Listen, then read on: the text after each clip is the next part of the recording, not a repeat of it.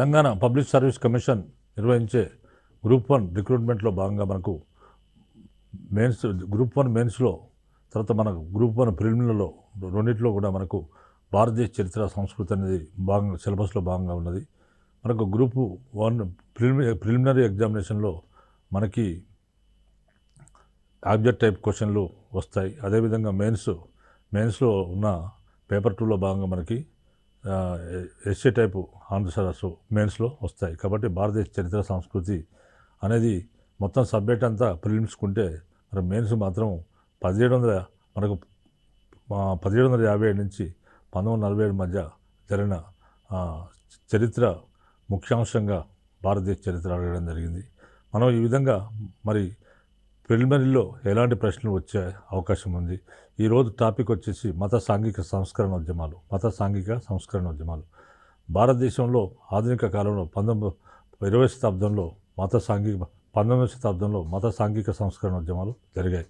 ఎందుకంటే బ్రిటిష్ వారు భారతదేశాన్ని ఆక్రమించిన తర్వాత వారి విధానాలను ఇక్కడ ప్రవేశపెట్టిన తర్వాత వారి విధానాలు అంటే సాంఘిక దురాచారాలు మన హిందూ మతంలో చాలా ఉండేవి. అలాంటి సాంఘిక దురాచారాలను రూపుమాపి సాంఘికంగా దురాచారాలను రూపుమాపి సంఘాన్ని సంస్కరించాలనే ఉద్దేశంతో అనేక మంది సంఘ సంస్కర్తలు 19వ శతాబ్దంలో రావడం జరిగింది. ఈ సంఘ సంస్కర్తలందరూ కూడా హిందూ మతంలో ఉన్న సాంఘిక దురాచారాలను రూపుమాపి ప్రజలను సంస్కరించడానికి ప్రయత్నం చేశారు. తర్వాత ఈ విధంగా ఇది మత సాంఘిక సంస్కరణ ఉద్యమాలుగా మనం ప్రధానంగా చెప్పుకుంటాం. మరి మత సాంఘిక సంస్కరణ ఉద్యమాలకు సంబంధించి గ్రూప్ 1 ప్రిలిమ్స్లో ఏ విధంగా క్వశ్చన్స్ అడుగుతారంటే మోడల్గా క్వశ్చన్స్ ఏంటంటే బ్రహ్మ సమాజ స్థాపకుడు ఎవరని 4 ఆన్సర్స్ ఇస్తారు. 4 ఆన్సర్స్ ఇస్తే దాంట్లో కరెక్ట్ ఆన్సర్ రాజా రామ్మోహన్ రాయ్ అనేది కరెక్ట్ ఆన్సర్ అవుతుంది. తర్వాత రెండోది వేదాలకు మరలి పొమ్ము అనే నినాదాన్ని ఇచ్చింది ఎవరు? వేదాలకు మరలి పొమ్ము అనే నినాదాన్ని ఎవరు ఇచ్చారంటే దయానంద సరస్వతి ఇచ్చాడు. వేదాలకు మరలి పొమ్ము అనే నినాదాన్ని ఇచ్చినవాడు దయానంద సరస్వతి. ఆ విధంగా దయానంద సరస్వతి ఇవ్వడం జరిగింది. తర్వాత హిందూ మతంలో విగ్రహారాధనను సమర్థించిన సంఘ సంస్కర్త ఎవరు అనేది మనకు 4 ఆల్టర్నేటివ్స్ ఎగ్జామ్లో ఇచ్చినప్పుడు దానికి కరెక్ట్ ఆన్సర్ వివేకానందుడని దానికి ఆన్సర్ అవుతుంది. తర్వాత 4వ క్వశ్చన్ రామకృష్ణుని మత సిద్ధాంతం ముఖ్య లక్షణం ఏది? రామకృష్ణ పరమహంస యొక్క లేదా రామకృష్ణుని యొక్క మత సిద్ధాంతం యొక్క ముఖ్య లక్షణం ఏది అంటే 4 ఆల్టర్నేటివ్స్ ఇచ్చినప్పుడు మనకు సర్వ మతాల్లోని సత్యంపై విశ్వాసం అనేది ఆయన ముఖ్య సిద్ధాంతంగా మనం చెప్పవచ్చు. వివేకానందుడు రామకృష్ణ మఠాన్ని స్థాపించిన సంవత్సరం. రామకృష్ణ మఠాన్ని ఎప్పుడు స్థాపించాడంటే 1897 సంవత్సరంలో స్థాపించాడు. వివేకానందుడు రామకృష్ణ మఠాన్ని 1897 సంవత్సరంలో స్థాపించాడు. తర్వాత దయానంద సరస్వతికి మొదటి పేరు ఏమిటి? దయానంద సరస్వతికి మొదటి పేరు ఏంటంటే మూలాశంకర్ అనేది దయానంద సరస్వతికి మొదటి పేరు ఉండేది. తర్వాత రాజా రామ్మోహన్ రాయ్ ఏ పట్టణంలో మృతి చెందాడు? ఈ క్రింది ఏ పట్టణంలో మృతి చెందాడు అనే క్వశ్చన్ అడిగితే దానికి 4 ఆల్టర్నేటివ్స్ ఇస్తారు. అదేంటంటే బ్రిస్టల్ నగరంలో ఆయన మృతి చెందాడు. 8వ క్వశ్చన్ తత్వబోధిని సభను నెలకొల్పినది ఎవరు? ఎవరు నెలకొల్పారంటే దేవేంద్రనాథ్ ఠాగూర్ తత్వబోధి సభను నెలకొల్పడం జరిగింది. తర్వాత 9వ క్వశ్చన్ ఆత్మీయ సభ ఎవరు స్థాపించారు? అంటే రాజా 4 ఆల్టర్నేటివ్స్ ఇస్తారు. దీనికి ఆన్సర్ ఏంటంటే రాజా రామ్మోహన్ రాయ్ అనేది ఆన్సర్గా మనం చెప్పవచ్చు. తర్వాత మనం మెయిన్స్ ఇవి ప్రిలిమ్స్లో ఇలాంటి మోడల్ ప్రశ్నలు అడిగే అవకాశం ఉంది. అదే మనం మెయిన్స్ ఎగ్జామ్స్లో ఏ విధంగా ప్రశ్నలు అడగవచ్చు అనే అంశానికి వస్తే మనం మెయిన్స్లో ఏ రకమైన ప్రశ్నలు అడగవచ్చు అనేది అంటే మత మరియు సాంఘిక సంస్కరణ ఉద్యమాల ముఖ్య లక్షణాలను వివరించము మరియు ఆధునిక భారతదేశ నిర్మాణంలో వాటి పాత్రను మూల్యాంకనం చేయము అనే ప్రశ్న గతంలో చాలాసార్లు అడిగారు. మత మరియు సాంఘిక సంస్కరణ ఉద్యమాల ముఖ్య లక్షణాలను వివరించము మరియు ఆధునిక భారతదేశ నిర్మాణంలో వాటి పాత్రను మూల్యాంకనం చేయమనే ప్రశ్న అడిగారు. తర్వాత మనకు మనం ఈ విధంగా ప్రశ్న అడిగినప్పుడు దీనికి ఆన్సర్ ఏ విధంగా రాస్తే బాగుంటుంది అనే విషయానికి వస్తే మనం ఫస్ట్ ఇంట్రడక్షన్ ఇవ్వాల్సి ఉంటుంది. ఇంట్రడక్షన్లో భాగంగా మనకు ఇంట్రడక్షన్ ఏ విధంగా ఇవ్వచ్చు అంటే భారతీయులు బయటి ప్రపంచంలో సంపర్కం లేకుండా ఏకాంతవాసులుగా జీవిస్తున్నారని 11వ శతాబ్దం చరిత్రకారుడు ఆల్బెరూని రాశాడు. తర్వాత ఈ విధంగా మరి భారతీయులకు బయటి ప్రపంచంతో సంబంధం లేదు, సంపర్కం లేకుండా ఏకాంత వాసులుగా జీవిస్తున్నారని మన 11వ శతాబ్ద చరిత్రకారుడు ఆల్బెరూని చెప్పడం జరిగింది.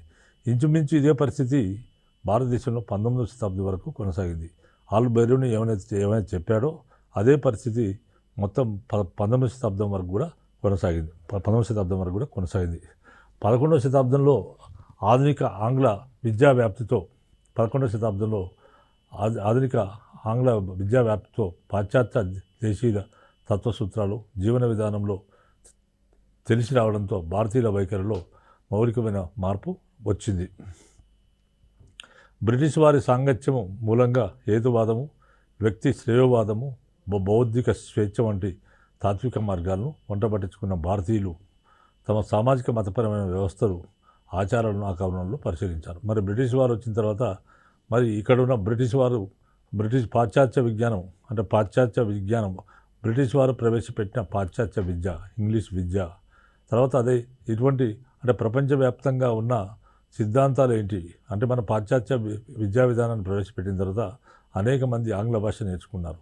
ఆంగ్ల భాష నేర్చుకొని ప్రపంచవ్యాప్తంగా ఏం జరుగుతుంది, వివిధ దేశాల్లో ఏం జరుగుతుంది అనే అంశాలను వారు పరిశీలించారు. దీంట్లో భాగంగా ఈ విధంగా బ్రిటిష్ వారు ఎప్పుడైతే వచ్చారో ఆ విధంగా మన ప్రపంచంతో సంబంధాలు ఏర్పడి హేతువాదము, వ్యక్తి శ్రేయోవాదము, బౌద్ధిక స్వేచ్ఛ వంటి తాత్విక మార్గాలను కొంతమంది భారతీయులు ఆనాటి పాశ్చాత్య విద్యను అభ్యసించిన భారతీయులు వంటబట్టించుకోవడం జరిగింది.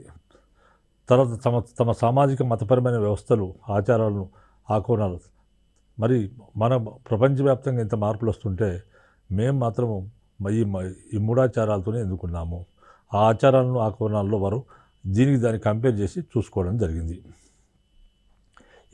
ఈ నూతన దృక్పథం కారణంగా శతాబ్దాలుగా మనుగడలో ఉన్న సిద్ధాంతాలు, సాంప్రదాయాలు, సమాజంలో ప్రబలి ఉన్న ఆచార వ్యవహారాలు, వాటిలోని సహేతుకత గురించి పునరాలోచన చేశారు. అంటే ఈ విధంగా ప్రపంచవ్యాప్తంగా ఉన్న నాలెడ్జ్ని పాశ్చాత్య విద్యను అభ్యసించిన భారతీయులు, ఇంగ్లీష్ నేర్చుకున్న భారతీయులు ప్రపంచవ్యాప్తంగా ఉన్న వివిధ సిద్ధాంతాలతో తమ పద్ధతులను పోల్చుకొని చూసి మనం ఇంత వెనకబడి ఉన్నామా, ఈ రకంగా ఉన్నదా అని చెప్పేసి ఆత్మ పరిశీలన చేసుకోవడం జరిగింది. ఈ నూతన దృక్పథం కారణంగా శతాబ్దాలుగా మనుగడలో ఉన్న సిద్ధాంతాలు, సాంప్రదాయాలు, సమాజంలో ప్రబలిన ఆచార వ్యవహారాలు, వాటిలోని సహేతుకత గురించి పునరాలోచన చేయడం జరిగింది. ఈ పునరాలోచన ఫలితంగా మత సంస్కరణ కోసం ప్రయత్నాలు జరిగాయి. ఈ విధంగా మరి ప్రపంచవ్యాప్తంగా ఇంత గొప్ప డెవలప్మెంట్ ఉంటే మనం కూడా మారాలి కదా, మనలో కూడా మార్పు రావాలి కదా, వాళ్ళకి అనుకూలంగా మనం కూడా మారాలనే ఉద్దేశంతో మత సంస్కరణ కోసము అనేక ప్రయత్నాలు జరిగాయి. ఈ విధంగా ప్రయత్నాలు జరిగాయి. సాంఘిక సంస్కరణ ఉద్యమాలు కూడా వచ్చాయి. మొదట బెంగాల్, తర్వాత పశ్చిమ భారతదేశంలో తదితర ప్రాంతాల్లో ఇటువంటి ఉద్యమాలు వచ్చాయి. మొట్టమొదట భారతదేశ వ్యాప్తంగా బెంగాల్ రాష్ట్రంలో ఉద్యమాలు వస్తాయి. తర్వాత సాంఘిక సంస్కరణ ఉద్యమాలు, తర్వాత పశ్చిమ భారతదేశంలో కూడా ఇలాంటి ఉద్యమాలే మనకు వచ్చాయి. ఈ సంస్కరణ ఉద్యమాలు భారతీయుల జీవన విధానాన్ని మార్చివేశాయి. ఈ విధంగా సంస్కరణ ఉద్యమాలు వచ్చి ఈ సంస్కరణ ఉద్యమాల ద్వారా భారతీయుల జీవన విధానమే మారిపోయింది. భారతీయ పునర్జీవన ఉద్యమాలుగా అవివర్షితమయ్యే ఈ పరిణామాలకు ఆద్యుడు రాజారాం మోహన్ రాయ్ అనేవాడు ఈనాటి రినైజాన్స్ మూవ్మెంట్కే ఫాదర్ లాంటి వాడు. ఆయనే ఈ పరిణామాలన్నిటికీ ఆద్యుడు ఎవరంటే రాజారాం మోహన్ రాయ్ బెంగాల్లో బర్ద్వాన్ జిల్లాలోని రాధానగర్లో 1774 సంవత్సరంలో జన్మించాడు. అదేవిధంగా రాజారాం మోహన్ రాయ్ జీవిత కథ, లేఖలు ప్రచురించిన సోఫియా డాబ్సన్ కొలెటర్ రాయ్ జన్మ సంవత్సరము 1772గా పేర్కొన్నది. 1772గా పేర్కొంది. పాట్నాలో పర్షియన్, అరబిక్ భాషలు అధ్యయనం చేసిన రాజారాం మోహన్ రాయ్ ముస్లిం సంస్కృతి, సూఫీ భావాలతో ప్రభావితమయ్యాడు. ఆయన బాగా ప్రభావితుడు కావడం జరిగింది. తర్వాత అరబిక్ భాషలో ఖురాన్ గ్రంథం చదివిన రాయ్ తన 16వ ఏట విగ్రహారాధన సిద్ధాంతాన్ని ఖండిస్తూ ఒక భాష్యాన్ని రచించడం జరిగింది. ఆయన పాట్నాలో బీహార్ రాజధాని పాట్నాలో పర్షియన్, అరబిక్ భాషలను అధ్యయనం చేశాడు. తర్వాత ముస్లిం సంస్కృతి, సూఫీ భావాలతో ప్రభావితుడయ్యాడు. అరబిక్ భాషలో ఖురాన్ గ్రంథంలో చదివాడు. అంటే సూఫీ అనేది ఒక మంచి అన్ని మతాలను సమంగా చూసే సిద్ధాంతం అనమాట. ఈ విధంగా ముస్లిమ్స్ సూఫీ భావాలతో ప్రభావితులయ్యాడు. అరబిక్ భాషలో ఖురాన్ గ్రంథం చదివిన రాజారాం మోహన్ రాయ్ తన 16వ ఏట విగ్రహారాధన సిద్ధాంతాన్ని ఖండిస్తూ ఒక భాష్యాన్ని రచించడం జరిగింది. ఒక భాష్యాన్ని ఆయన రచించాడు. అందుకు ఆగ్రహించిన తండ్రి రాజారాం మోహన్ రాయ్ని ఇంటి నుంచి బహిష్కరించాడు. దీనికి ఆగ్రహించిన తండ్రి ఈయనను ఇంటి నుంచి బహిష్కరించడం జరిగింది. దాదాపు 4 సంవత్సరాలు జిమ్మరి జీవితం గడిపాడు. 4 సంవత్సరాల పాటు జిమ్మరి అంటే తిరుగుడు జీవితాన్ని గడిపాడు. తర్వాత కాశీలో నివసిస్తూ అక్కడే సంస్కృత భాష నేర్చుకున్నాడు. తర్వాత కాశీనగరంలో నివసిస్తూ అక్కడే సంస్కృత భాష నేర్చుకోవడం జరిగింది. తర్వాత హిందూ మత మూల గ్రంథాలను పఠించాడు. హిందూ మత మూల గ్రంథాలను ఈయన పఠించడం జరిగింది. 1803 సంవత్సరంలో ముర్షిదాబాద్కు మారిన తర్వాత, ముర్షిదాబాద్ అంటే కలకత్తా ప్రాంతానికి మారిన తర్వాత ఏకేశ్వరోపాసకులకు కానుక, ఏకేశ్వర అంటే ఒకటే దేవుని పూజించే వాళ్ళకు ఒక కానుక తూహ్ఫత్ ఉల్ తర్వాత మువహాద్దీన్ అనే గ్రంథాన్ని రచించాడు. అందులో విగ్రహారాధనను అంధవిశ్వాసాలను ఖండించాడు. భగవంతుని ఏకత్వాన్ని సమర్థించాడు. భగవంతుడు ఏకమైన వాడు ఒకడే అని సమర్థించడం జరిగింది. 1814 మధ్యకాలంలో రాజారాం మోహన్ రాయ్ తూర్పు ఇండియా కంపెనీ ఉద్యోగి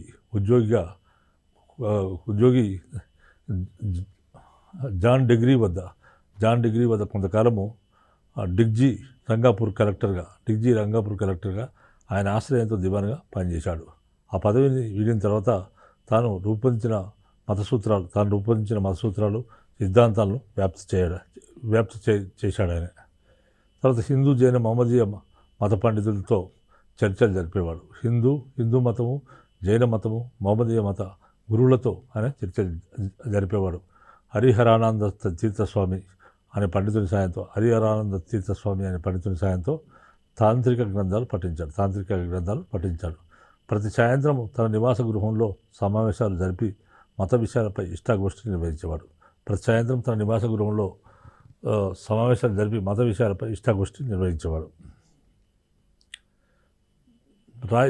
రాజారాం మోహన్ రాయ్ తన 22వ ఏట ఆంగ్లం నేర్చుకోవడం మొదలుపెట్టాడు. ఆ విధంగా ఫ్రెంచ్ విప్లవం గురించి, యూరోప్ రాజకీయాల గురించి అవగాహన పెంచుకున్నాడు. ఆంగ్ల భాష నేర్చుకొని అనేక గ్రంథాలు చదివి ఫ్రెంచ్ విప్లవం గురించి, తర్వాత యూరోప్ రాజకీయాల గురించి ఆయన అవగాహన పెంచుకున్నాడు. ఫ్రెంచ్ విప్లవం అనేది 1789 సంవత్సరంలో వచ్చింది. అది స్వేచ్ఛ, సమానత్వం, సౌభ్రాతృత్వం అనే అంశాల కొరకు ఫ్రెంచ్ విప్లవం వచ్చింది. నిరంకుశ పరిపాలనకు వ్యతిరేకంగా ఇలాంటి విప్లవం వచ్చింది. అలాంటివి యూరోప్ రాజకీయాల గురించి కూడా ఫ్రెంచ్ విప్లవం గురించి, యూరోప్ రాజకీయాల గురించి ఈయన అవగాహన పెంచుకోవడం జరిగింది. 1814 తర్వాత రాజారాం మోహన్ రాయ్ కలకత్తాలో స్థిరపడిపోయాడు. 1814 తర్వాత రాయ్ కలకత్తాలో స్థిరపడడం జరిగింది. 1814 తర్వాత రాజారాం మోహన్ రాయ్ కలకత్తాలో స్థిరపడ్డాడు. అక్కడిక్కడ దిమ్మరిగా తిరిగిన ఆయన కలకత్తాలో స్థిరపడడం జరిగింది. అక్కడ ఆయన ఆంగ్ల విద్యావంతులతో సామాజిక, మత, తాత్విక విషయాలపై చర్చలు జరిపేవాడు. అక్కడ ఆయన కలకత్తాలో ఆంగ్ల విద్యావంతులతో సామాజిక, సోషల్, రిలీజియస్ అండ్ ఫిలాసఫికల్ సామాజిక, మత, తాత్విక విషయాలపై చర్చలు జరిపేవాడు.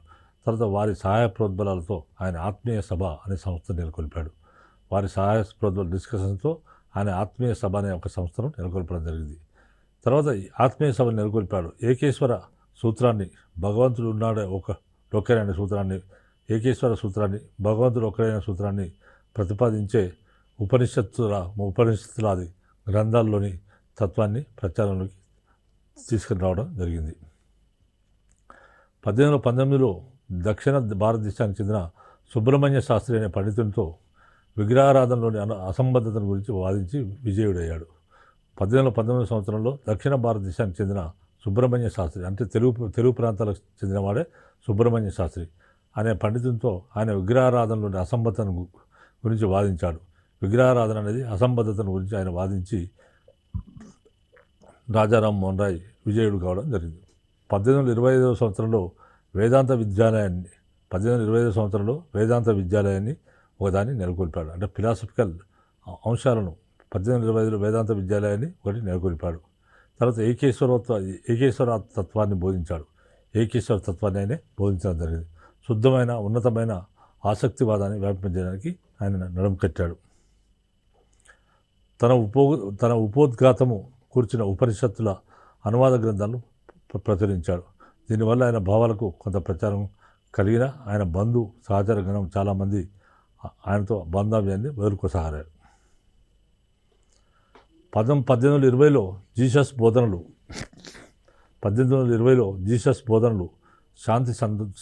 శాంతి సంతోషాలకు మార్గం. 1820లో జీసస్ బోధనలు శాంతి సంతోషాలకు మార్గము guide to peace and happiness అనే గ్రంథాలను రాజా రామ్మోహన్ రాయ్ ప్రచురించాడు. ఈ ప్రచురణతో క్రైస్తవ త్రిమూర్తి తత్వాన్ని గురించి ఫేరాంపూర్లో బాప్టిస్టు మిషనరీతో వివాదం ఏర్పడింది.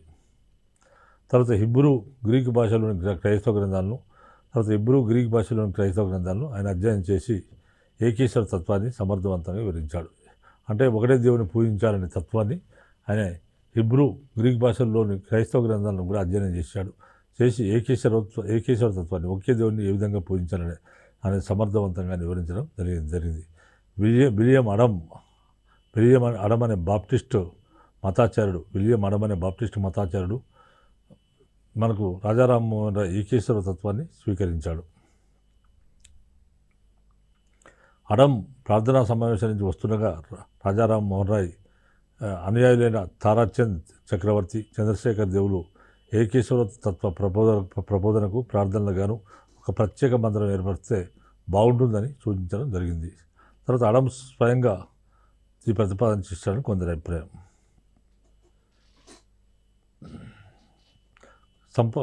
తన సంపన్నులైన కొంతమంది బంధుమిత్రుల సాయంతో రాజా రామ్మోహన్ రాయ్ ఒక భవనాన్ని అద్దెకు తీసుకుని అందులో భగవంతుని ఏకత్వాన్ని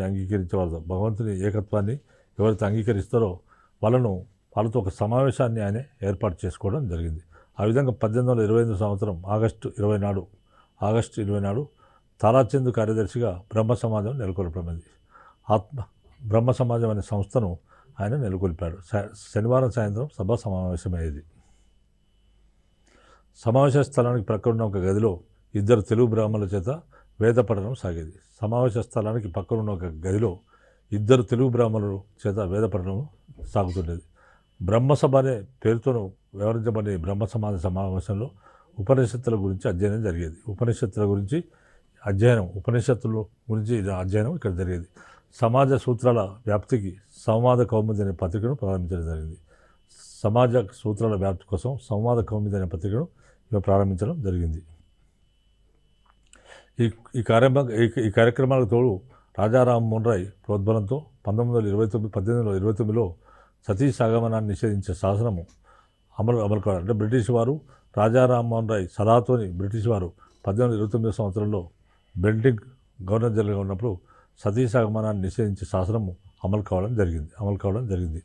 దాంతో సాంప్రదాయకులు ఈ యొక్క రాజా రామ్మోహన్ రాయ్ని వ్యతిరేకించడం మొదలుపెట్టారు. 1829 సంవత్సరంలో నిధులు సేకరించి బ్రహ్మ సమాజం కోసం ఒక భవనాన్ని రాజా రామ్మోహన్ రాయ్ కొనుగోలు చేశాడు. క్రమంగా బ్రహ్మ సమాజానికి ఆ భవనం ఆదరణ పెరిగింది. మధ్యతరగతి విద్యావంతుల సమావేశాలకు పెచ్చు సంఖ్యలో రావడం మొదలుపెట్టారు. రాజా రామ్మోహన్ రాయ్ ఉద్యమాన్ని అరికట్టడానికి సనాతనులు అంటే పూర్వాచార పరాయణులు సనాతనులు రాధాకాంతదేవ్ అనే వాడి నాయకత్వంలో ధర్మసభ అనే సంస్థను నెలకొల్పడం జరిగింది.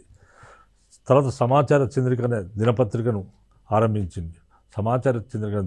ఆరంభించి బ్రహ్మ సమాజాన్ని విమర్శించే వ్యాసాలు అందులో ప్రచురించడం మొదలుపెట్టారు. అంటే ఆ పూర్వాచార పరాయణులు రాజా రామ్మోహన్ రాయ్ ఉద్యమాన్ని అరికట్టడానికి సనాతనులు ఏం చేశారంటే రాధాకాంతదేవ్ నాయకత్వంలో ఒక ధర్మసభ అనే సంస్థను నెలకొల్పారు. ఈ ధర్మసభ సమాచార చంద్రిక అనే దినపత్రికను కూడా వీళ్ళు స్థాపించి బ్రహ్మ సమాజాన్ని విమర్శించే వ్యాసాలు అందులో ప్రచురించసాగారు. ఈ వ్యాసాలను ఖండిస్తూ సంవాద కౌముదిలో ప్రతి విమర్శలు వచ్చాయి. సంవాద కౌముది ఎవరు నడిపించేవారు? రాజా రామ్మోహన్ రాయ్ నడిపించేవారు సంవాద కౌముది అనే పత్రిక. ఈ వ్యాసాలను ఖండిస్తూ వీళ్ళు రచించిన పూర్వాచార పరాయణులు విమర్శించిన విమర్శలను రాజా రామ్మోహన్ రాయ్ తన సంవాద కౌముదిలో ప్రతి విమర్శలు చేసేవాడు. ఈ విధంగా బ్రహ్మ సమాజము ధర్మసభల వాద వివాదాలు బెంగాల్ మొత్తం కూడా విస్తరించిపోయాయి, ప్రచారం అయిపోయాయి. తర్వాత వివిధ వర్గాల వారు, కులాల వారు ఈ వివాదంలో పాల్పంచుకున్నారు. ఈ వివాదంలో అంటే సనాతన పరులోమో మార్పులు అవసరం లేదని, తర్వాత రాజా రామ్మోహన్ రాయ్ లాంటి వాళ్ళు మార్పులు కావాలని ఇద్దరి మధ్య పోరాటాలు జరిగాయి. ఇది వివిధ వర్గాల వారు, ఈ కులాల వారు ఈ వివాదంలో పాల్పంచుకోవడం జరిగింది. తర్వాత రాజా రామ్మోహన్ రాయ్ స్వయంగా విమర్శతో పాటు బెదిరింపులను ఎదుర్కొన్నాడు. రాజా రామ్మోహన్ రాయ్ విమర్శలదే కాదు, బెదిరింపులు కూడా చాలాసార్లు ఎదుర్కొన్నాడు. 1830 సంవత్సరం జనవరి 23 నాడు బ్రహ్మ సమాజ మందిరాన్ని రాజా రామ్మోహన్ రాయ్ నెలకొల్పాడు. 1830 సంవత్సరం జనవరి 23 నాడు బ్రహ్మ సమాజ మందిరాన్ని రాజా రామ్మోహన్ రాయ్ నెలకొల్పడం జరిగింది. తర్వాత దాని నిర్వహణ కోసం ఒక ధర్మకర్తల మండలిని ఏర్పాటు చేశాడు. ఈ బ్రహ్మ సమాజ మందిరాన్ని మెయింటైన్ చేయడానికి ఒక ధర్మకర్తల మండలిని కూడా ఏర్పాటు చేశాడు. శాశ్వతమైన ఏకరూపమైన దైవం సూత్రాన్ని అంగీకరించే వారెవరైనా బ్రహ్మ మందిరంలో ప్రార్థనలు జరుపుకోవచ్చని సమాజం ప్రకటించిన పత్రం ఉద్ఘాటించింది అన్నమాట. మందిరంలో విగ్రహాలు, మూర్తులు ఉండరాదని పత్రము నిర్దేశించింది. తద్వారా రాజా రామ్మోహన్ రాయ్ స్థాపించిన బ్రహ్మ సమాజం కానీ, ఏర్పరిచిన మందిరం కానీ కేవలం బ్రహ్మ సమాజానికి మాత్రమే పరిమితం కాదని, ఏకేశ్వర తత్వాన్ని అంగీకరించిన వారందరికీ వాటిలో ప్రవేశం లభిస్తుందని రాజా రామ్మోహన్ రాయ్ ప్రకటించడం జరిగింది.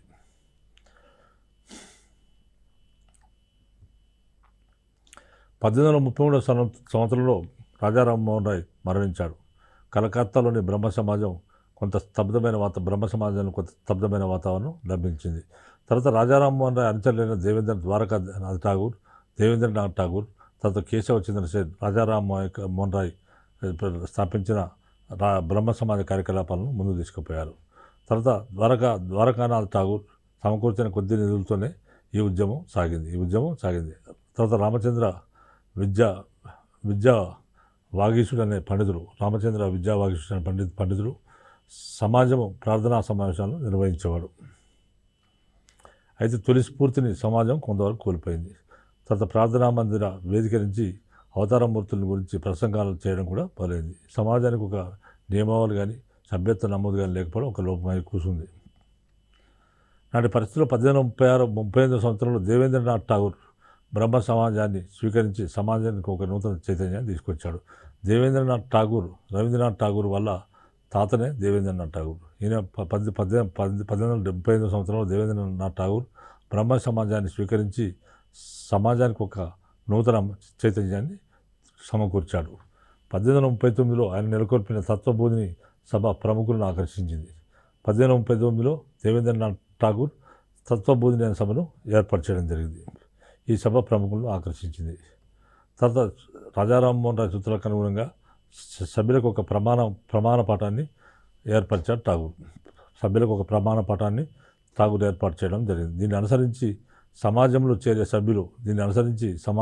సభ్యులు తాము వేదాంత ప్రబోధనలు అనుసరించే మతాచరణకు బదులమై ఉంటామని, తర్వాత గాయత్రి మంత్రంతోనే భగవత్ ప్రార్థన చేస్తామని ప్రమాణం తీసుకోవాలని చెప్పాడు. దేవేంద్రనాథ్ ఠాగూర్ తాను స్వయంగా 20 మంది సహచరులతో ఈ ప్రమాణాన్ని స్వీకరించాడు. అయితే ఈ ప్రమాణకర్త అయిన మహానిర్వాణ తంత్ర గ్రంథ సూత్రాలను అనుసరించి రూపొందించడం జరిగింది. అయితే దేవేంద్రనాథ్ ఠాగూర్ వేద ప్రామాణ్యాన్ని అంగీకరించి బ్రహ్మ సమాజ పునర్నిర్మాణానికి పూనుకోవడం జరిగింది. దాంతో ఒక వివాదం తలెత్తింది. వేదాల అమోఘత్వాన్ని అంగీకరించే దృక్పథాన్ని హేతువాద దృష్టికి అక్షయ్ కుమార్ దత్తా దీన్ని ఒప్పుకోలేదు. ఈ విభేదాన్ని పరిష్కరించే ఉద్దేశంతో 4 సహజ సభ్యులైన యువకులను వేదం గురించి అవగాహన కోసం కాశీకి పంపడం జరిగింది. దేవేంద్రనాథ్ తాను స్వయంగా కాశీకి వెళ్ళాడు. తర్వాత బ్రహ్మ సమాజం లేదా వేదాల అమోఘత్వ సూత్రాన్ని చదివించింది. అయితే వైదిక గ్రంథాల పవిత్రతను అంగీకరించే ధోరణిలోనే సమాజం కొనసాగింది. తర్వాత దేవేంద్రనాథ్ ఠాగూర్ తాను స్వయంగా ఏకేశ్వర తత్వాన్ని బోధించే ఉపనిషత్తు పాఠాలను సంకలనం చేసి ప్రచురించాడు. దేవేంద్రనాథ్ ఠాగూర్ తాను స్వయంగా ఏకేశ్వర తత్వాన్ని, అంటే ఒకటే దేవుడు బోధించే తత్వాన్ని ఉపనిషత్తు పాఠాలను సంకలనం చేసి అని ప్రచురించడం జరిగింది. తర్వాత వ్యవస్థీకృతమైన ఏ మతంతోనూ ప్రమేయం లేకుండా కేవలము సార్వత్రిక అనువర్తనశీలమైన ఆస్తిక విధానాన్ని అనుసరించే ఒక దీక్ష పాఠాన్ని ఆయన రూపొందించడం జరిగింది. తర్వాత బ్రహ్మ సమాజంలో చీలిక వచ్చింది. ఏ విధంగా వచ్చిందంటే బ్రహ్మ సమాజంలో తర్వాత మనకు రాజా రామ్మోహన్ రాయ్ తర్వాత మనకు దేవేంద్రనాథ్ ఠాగూర్, తర్వాత కేశవచంద్ర సేన్ అనేవాళ్ళు ఉండేవారు. 1850 తర్వాత సమాజంలో పాతుకుని దురాచారాన్ని వ్యతిరేకించే ఉద్యమాన్ని బ్రహ్మ సమాజం చేపట్టింది. 1850 తర్వాత సమాజంలో పాతుకుపోయిన సాంఘిక దురాచారాలను తర్వాత వ్యతిరేకించే ఉద్యమాన్ని బ్రహ్మ సమాజం చేపట్టింది. బాలికలకు విద్యా వితంతు వివాహము బహుభార్యత్వం నిషేధించారు. బాలికలకు విద్యా వితంతు వివాహము బహుభార్యత్వం నిషేధించడం జరిగింది. తర్వాత వ్యసనాల నిర్మూలన మొదలైన అంశాలను చేపట్టి సమాజాన్ని సంస్కరించే ప్రయత్నం చేసింది. బ్రహ్మ సమాజ సూత్రాలను హేతుబద్ధం చేసి మందిర వ్యవహారాలను నియమావళి కూడా నిర్వహించే ప్రయత్నం చేసింది. ఈ నూతన దశలో బ్రహ్మ సమాజ సారథి కేశవచంద్ర సేన్ 1857 సంవత్సరంలో బ్రహ్మ సమాజంలో చేరి 1861 వరకు తురియ ఆచార్య స్థాయికి ఎదిగాడు.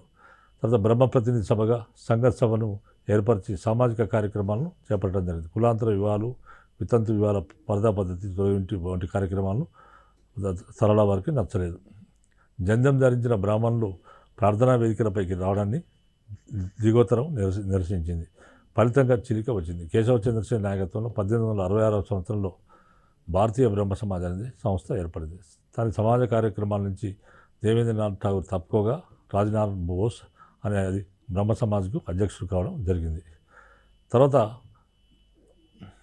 విగ్రహాలను పూజించడం, విగ్రహారాధన తిరస్కరించడం ఎంత ముఖ్యమో కులాన్ని త్యజించడం కూడా అంతే ముఖ్యమని కేశవచంద్ర సేన్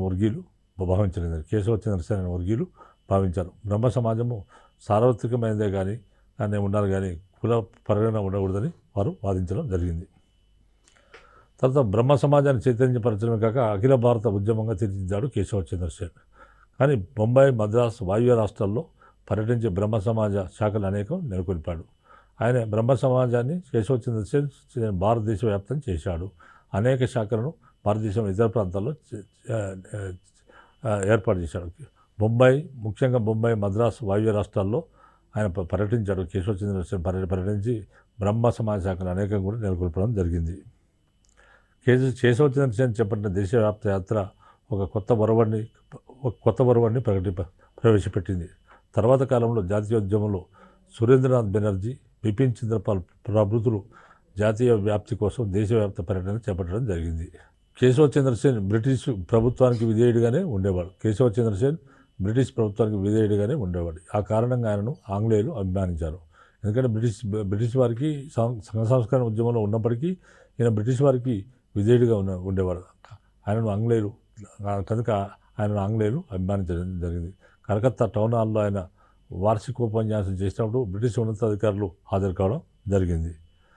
అంతేకాక ఆయన కోరికను మన్నిస్తూ ప్రభుత్వం బ్రహ్మ వివాహాలను చట్టబద్ధం చేస్తూ శాసనం జారీ చేసింది. సివిల్ మ్యారేజ్ చట్టంగా పేరుంది ఈ ప్రతిపాదనను ప్రవేశపెట్టడం జరిగింది. కానీ ఆ బ్రహ్మ సమాజం అందుకు అభ్యంతరం తెలిపింది. అభ్యంతర కారణం ఏంటంటే నేను హిందువును కాను, ముసల్మాను కాను, క్రైస్తవుని కాను అని ప్రకటించే వారికి చట్టం వర్తిస్తుందన్న అంశం. అది బ్రహ్మ సమాజికులు మేము ఇంకా హిందువులమే అంటూ అభ్యంతరం ప్రకటించారు. ఈ నూతన చట్టం యువతీ యువకులకు